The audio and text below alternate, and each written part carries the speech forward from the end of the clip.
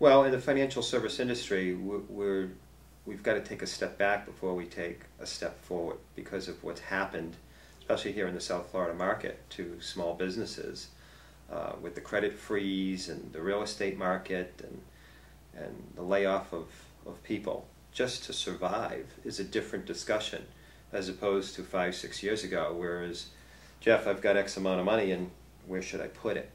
Now we're having to do more cash flow analysis and understanding more of the efficiency of money so that people can survive and eventually be able to do the right things in terms of planning. Mm-hmm. We have to understand the premise of cash flow. Getting back to cash flow, the efficiency of money. There is probably over 100 different areas in a budget that we can find money that we don't know we're losing.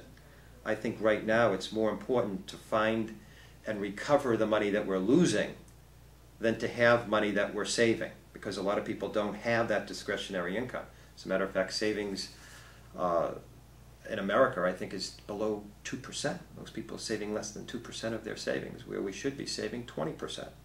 And what I've found typically over the last 5 years is I'm able to find 8 to 10% of annual gross income in a budget.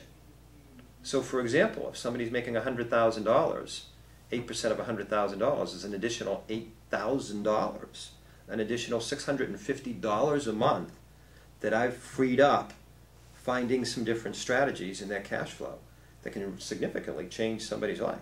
Mm-hmm. What does $8,000 more a year mean to you? There's 27 areas in somebody's financial plan. So we would delve into all of those areas, whether it's car insurance, homeowners insurance, 401k plans, mortgages, college funds, mutual funds. Everybody's kind of, call it the herd instinct. Everybody's kind of doing the same thing. But when we look inside of what they're doing and how they're doing it, there's costs associated with doing that. Insurance companies and financial institutions are in business to sap us of our wealth. So what we need to do is think like them. Mm-hmm. They're playing chess, we're playing checkers. Once you have the tools, we're on an even playing field. So becoming your own bank is the premise of your success. I'm all about strategies. In the financial planning world today, you have brokers, you have agents. It's all about product. What is the hot product? And what the hot product was 10 years ago is not the hot product today. As a matter of fact, most people are apologizing for selling the hot product that was the hot product 10 years ago. Financial planning is not about product, it's about strategy. It's understanding a person's macro perspective. What is going on in your entire life? Because what people don't understand is the relationship between one type of issue they have in their financial plan and another. They're all linked, they're all integrated. It's like going to a doctor and saying, hey doc, I've got some chest pains, and the doc replying, well, lay down, let me cut you open. Well, don't you want to know my family history? Don't you want to know the medicines I'm on?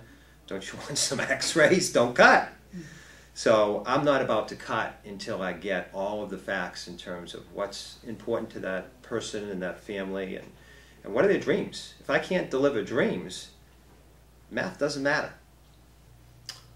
Very accessible, very transparent.